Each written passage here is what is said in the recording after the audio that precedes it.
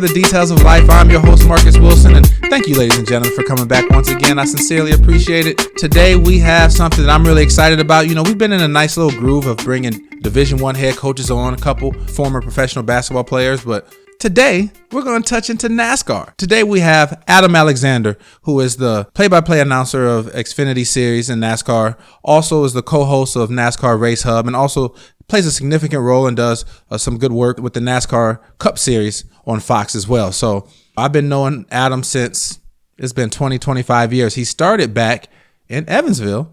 When I was playing ball at the University of Evansville, he was working for WEVV, a local station there, as their sports guy. And then he was also calling some of our games. So I spent a lot of time with him because, you know, obviously I was a decent player back there, and he called the games and we talked a lot. And so over the years, I've seen him just blossom and grow and grow and grow. And it's been so great to see his elevation in this field. And so, man, we talked about some good stuff. We went and reminisced about our time together in Evansville, how he got really rolling in NASCAR. And, you know, some of his best memories with NASCAR, I mean, he's been around some of the greats, you know, Jeff Gordon, Darrell Waltrip, you name it, Jimmy Johnson, all of them. I'm starting to get my NASCAR knowledge up, guys. You know, I mean, one of the reasons why is because recently, as many of us know, the incident with Bubba Wallace. It wouldn't have been an interview if I wouldn't have brought it up. And, you know, like Adam is, he's a straightforward guy, gave me an awesome, honest answer. I can't wait for you guys to hear this. So without further ado, let's go ahead and chime in with Adam Alexander.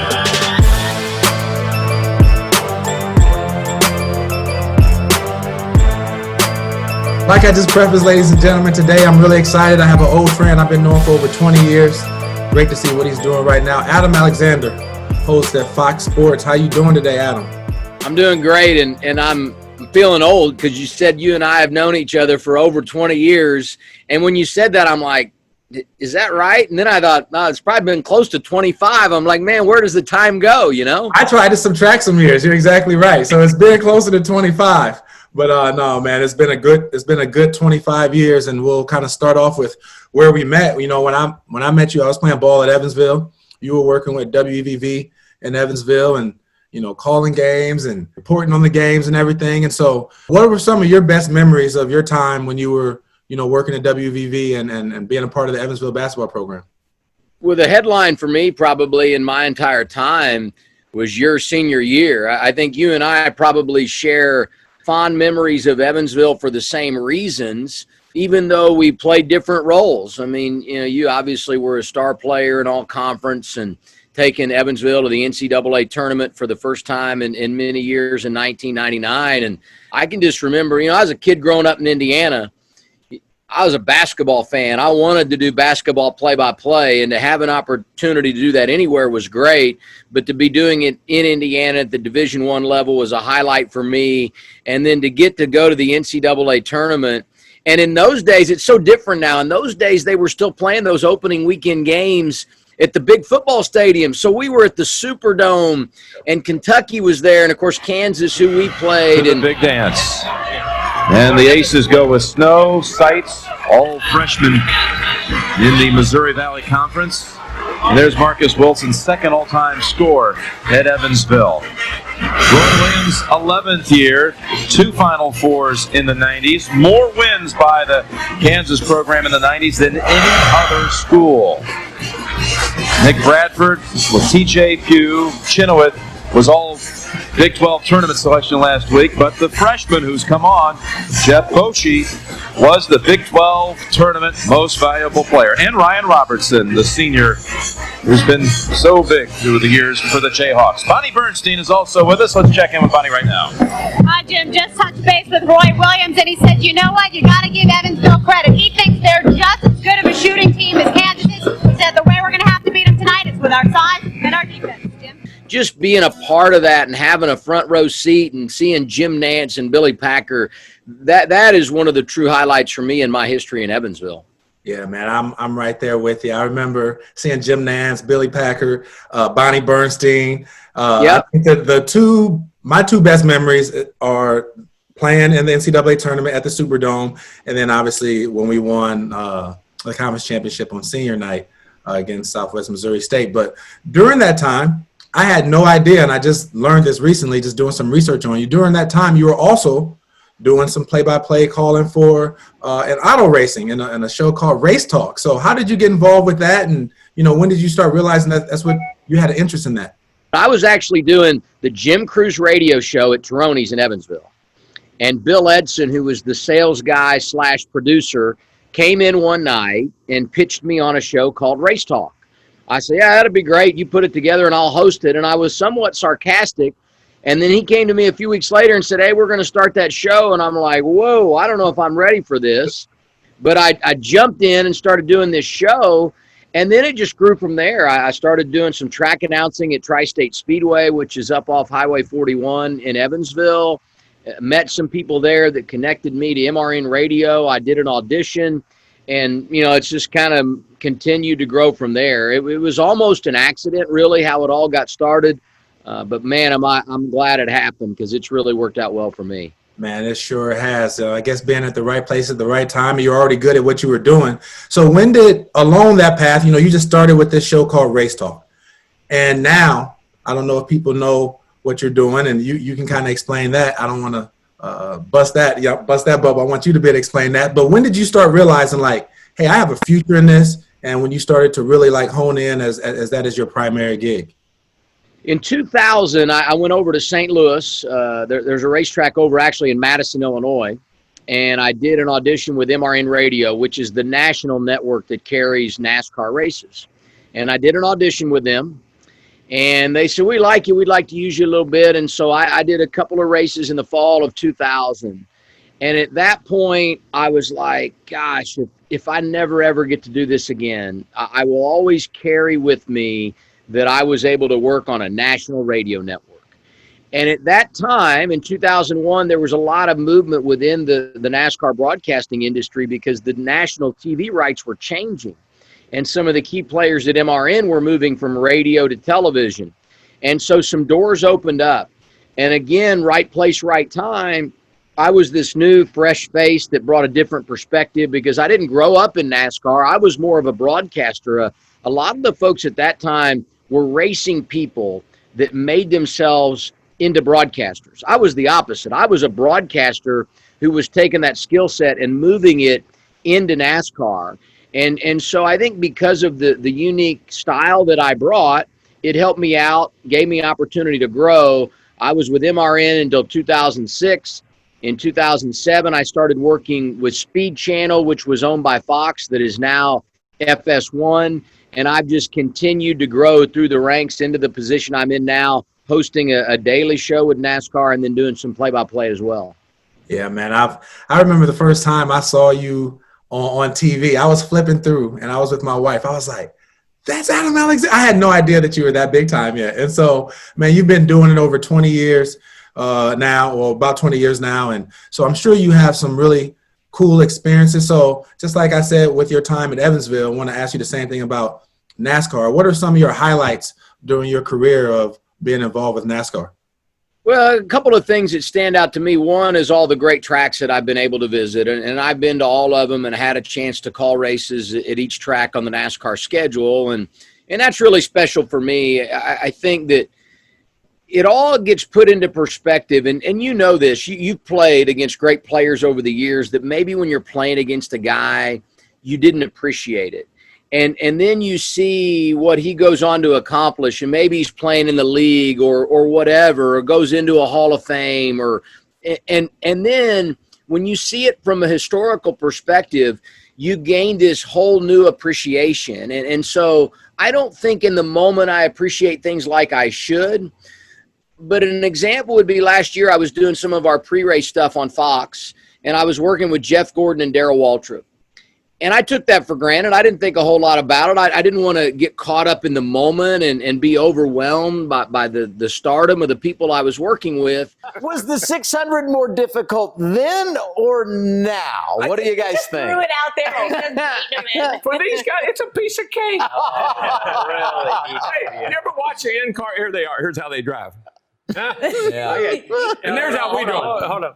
What was the speed that we were running? Yeah. I think Speed? about 181. Yeah, about 181. That's a good speed. Yeah. 200. And then one night I'm watching a documentary on NASCAR, and they interviewed Jeff Gordon and Darrell Waltrip to get their take on this history piece. And it just put in line for me how special it was that I was getting to work with these iconic figures, Hall of Famers, some of the best all time at what they do. But getting to work with so many legendary people is something that I think as I get through my years and eventually someday hang it up, I think that's what I'll always appreciate the most.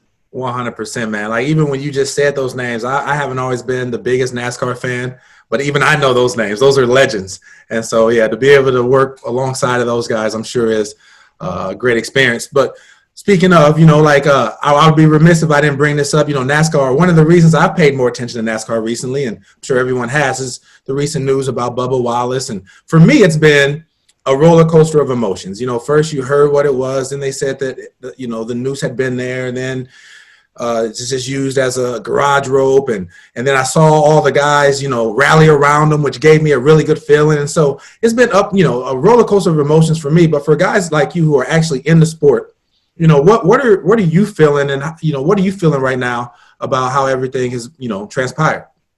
Well, this doing the media stuff that you're doing, we got into sports because you want to celebrate the good. And unfortunately, because of the role that sports plays in society today, sometimes news makes its way into the sports world. And that's what we've had. And I say unfortunately, I think it's unfortunate from the standpoint it's hard to talk about difficult circumstances, right? And so it makes the job more challenging. I do think, though, the reward is that the good that can come out of this. And I've known Bubba Wallace for years. I mean, I met Bubba when he first came on the NASCAR scene, and he's just a fun-loving, great personality. Who's coaching you on handling the pressure? Because, Larry ran off the stat line for your owner and how good he was here. And we all know the history of the 43 car. But here you come in as a rookie, laid back. You seem to deflect a lot of that pressure. And I'm sure in turn it takes a lot of pressure off of the guys on your race team. Yeah, it's the little Bubba on this side of the shoulder and the little Bubba on this side, the good and bad. And that's what's kind of managed me. Yeah, do this, no, don't do that. So it's been a journey. It's been a long fought process. I mean, leading up to this deal throughout the offseason, from losing my ride last year, sitting on the sidelines, there's a lot that has went into it. So, to be here right now and just thinking about how everything has went down, it's like, wow. And so I've been a fan, forget stats, that stuff doesn't matter, especially under the circumstances that we're having this conversation. Bubba's just a fun guy to be around, and I've been a fan of his and the way he does his business for a long time. He came to the booth and did a race with us last year at Michigan, so he and I have always had a good connection. I hate to see him going through what he's going through, but I will say you never know in life when you're going to have an opportunity to lead and grow and make a difference. And everything that's going on in our world has put something on Bubba's plate that I don't think he ever knew would be there, and I think he's taken the ball and he's run with it. What happened at Talladega was so unfortunate, but I think it was just another layer of Bubba being able to raise his profile and to be a spokesperson for what is right. And I think he's done a great job of handling that. I was relieved because I had been following all of the stories that had been going on and the impact that it had on Bubba, and it all kind of started with the Confederate flag. And I thought he had handled all that so well. And I thought all of that was just part of the natural progression of this story that is a problem in our country playing out in sports. When I heard the news about the noose at Talladega, it was a gut punch because I've spent so much time in that garage and I just didn't want to believe that to be true. And so to see how that story has transpired, how Bubba's handled it, and what you mentioned, Marcus, the way those teams and drivers came together, I've not seen anything like that in my time covering NASCAR. So while there have been some challenges with this whole story, as we all know, I do think that Bubba has done a great job of speaking out and bringing some real positive notoriety to NASCAR and making a difference across the board. Man, I think you're exactly right, man. Just when it first happened, and like I said, I've watched more news about NASCAR in the last couple of weeks than probably my whole life combined. Because when it first happened, you're right, it was a gut punch. Then I saw the guys rallying around them, and all the other news has come and gone. But I think you're exactly right. There's an opportunity to grow from this and see the positives. And I think, man, Bubba's his initial response was so high character, so high class, and he's done things the right way. So, man, I'm rooting for him, and I'm actually rooting for NASCAR in general as a sport, because I see they're trying to move in a progressive right direction. And sometimes, you're going to hit some bumps in the road on that, and we did, but I love the direction where it's going. And so, which leads me to the next thing. Without all the sports going on right now, I had no idea really until recently that NASCAR has been going on. Started back in May 17th in Darlington, and so then I'm looking, I'm trying to learn more about it, and I'm seeing Kevin Harvick and Denny Hamlin have already won 3 races. I'm trying to learn the names and all this and that, and so they finished 1 and 2 in the last 2 races. I got to give myself a little bit of props right there for that knowledge. But how do you see the rest of the NASCAR season playing out? Well, it's such a crazy time, as we all know, and I don't think anyone in NASCAR knew what things were going to be like, because a normal NASCAR weekend is you come into town Thursday night, you practice a couple times Friday, you qualify Saturday, you may practice Saturday, you race on Sunday. Now it's like blow into town, no practice, no qualifying, put them on the track and turn them loose, right? And so you just didn't have a baseline on who's going to be able to handle this. And I think, the 2 guys you mentioned, Harvick and Hamlin, have been the ones that really have adapted to this new schedule the best. And I think that's the reason why, number one, that they are at the forefront of the conversation right now, and they're winning races. And I think on the other side of that, it's the reason that you anticipate they're going to be the ones to beat at the end of the year. Most would have had them on the short list anyway. They were both in the championship 4 when we ended 2019. But I think because they've been able to adapt, build that confidence, build that momentum, I think those are the 2 drivers at the top of the list right now that universally everyone that follows this sport would say those are the 2 guys you're going to have to beat if you're going to win the championship. Yeah, even someone like myself that doesn't have very much knowledge, as I'm looking at all the results, it's like it's clear that these guys are on top of their game right now this season. And so I'm going to be tuning in a little bit more. Before we close up, I saw recently as well that you've dabbled into a little bit of acting, serving as a cameo in Lucky Logan. So what was that experience like? That was a group that came to Charlotte, and it was a heist movie. And basically you had a group of guys, one of them a convict, who was trying to take over Charlotte Motor Speedway and the financial system there to steal a bunch of money the weekend of the Coke 600, which is the biggest race of the year at Charlotte Motor Speedway. And so since they were going to do everything here in Charlotte, the film was being done on a low budget, and they partnered with Fox Sports and got a number of us to be involved, some at a higher level than others. There are many NASCAR drivers that had cameo appearances in there, and they wanted to do a couple of scenes from our studio in Charlotte. Fox Sports has a studio here, not too far from the racetrack. And with that, they said, you know what, we want to shoot around the Daily Show that you guys do, and I just happened to be the guy that hosts the Daily Show, and so I would tell you I got my minute of fame. I can't even say I got 30 seconds. 10 seconds might be a stretch. In fact, my neighbor stopped by the other day and said, we've been on quarantine. We've been watching all these movies, and we watched the movie that you were in, but when we got to the credits and we saw your name, we didn't remember you being in the movie. I'm like, well, it's like going to a small town. If you blink, you're going to miss it. But at least I got the experience, and it was cool to be a part of. Man, that's super cool. I haven't seen it, but like I said, as I was doing my research for this, I saw it and I said, I'm going to have to go back and watch it. So I'll watch it here probably this weekend, and I'll let you know if I saw you and let you know how you did, man. But before we close, I wanted to give people an opportunity to follow you. So, I don't know how active you are on social media, but if you are, how can we follow you on social media? And also, do you know your schedule of, events that you may be calling in the near future? So we only have 2 events left that I'll be calling, and then everything will transfer over to NBC for the second half of the year as far as NASCAR coverage.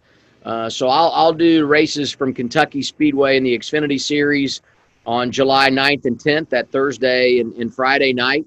We'll be on FS1 if you want to check us out there. And then daily, I'm on NASCAR Race Hub. I do occasionally we'll do a pre-race type show on Sundays, and then we're on the air Monday to Thursday at 6 Eastern time. So I'll be a part of the host rotation there. And on social media, you can follow me both on Twitter and Instagram. It's Adam, the numeral 1, Alexander. So if you want to catch up or send me a note or follow along, that's the best place to do it. That's awesome, man. And before we close up, obviously, thank you for spending the time with me today. But I do want to let the people know, man, it's so cool to see people that started off with humble beginnings, right? You're just in Evansville, a WVV, and now where you're at. And one thing I can say is, man, it's awesome also when you see people make it, so to speak, like you have, and still stay humble, still be the same old guy. I mean, we text now every once in a while, and it's just like the good old days. So, man, I appreciate your humility, and I'm super proud of you, bro. And thanks again for coming on. Thank you, Marcus. Thanks for reaching out. It's great to be a part of this. Awesome, man. Well, have a great day, and I'll be watching and supporting, all right? Sounds good. All right, man. Take care. Thank you, Adam, for coming on. I really appreciate it. That was an awesome conversation. Got to have you back on. Actually, I might need you to tell some of your buddies in NASCAR, some of the drivers to come on this as well, because I'm starting to get into it. I'm learning a little bit more about it, as I'm sure other people are. And I'm glad that you're there doing your thing and being great at it. So keep it up, partner. We're back here rooting for you. Moving forward to our next episode, we have a Final Four coach representing the Missouri Valley Conference. We have Porter Moser, head coach of Loyola up in Chicago. You guys know who he is. Loyola made their epic run, and I mean, they were so exciting to watch, knocked off some powerhouse programs, really elevated the Missouri Valley Conference after Creighton and Wichita State left. A lot of people thought there was going to be a drop-off, and Loyola said, nope, not so fast. So got a chance to talk to him about that and that epic run and his coaching career and some of the things that he believes in, and great conversation. After that, we have North Carolina State head coach Kevin Keats, who came on and really gave us some good inside knowledge on the ACC. You know, we've had quite a few ACC coaches on now. They're all excellent, obviously, otherwise they wouldn't be in the ACC. So I'm really looking forward to these next couple episodes, guys. And so everyone is coming over here. I loved what Adam said about Bubba Wallace and how he responded, and Porter Moser has some great things that he has to say, and they're all giving you the details to be great, because you know what? Greatness is in the details, guys. Thank you so much for tuning in. Have a happy 4th of July weekend. Be safe. Come back next week. We'll be back on Wednesday. Remember, on Wednesday, not next Sunday. Come back in a couple of days and join in. All right? Thank you. Have a great weekend. Peace.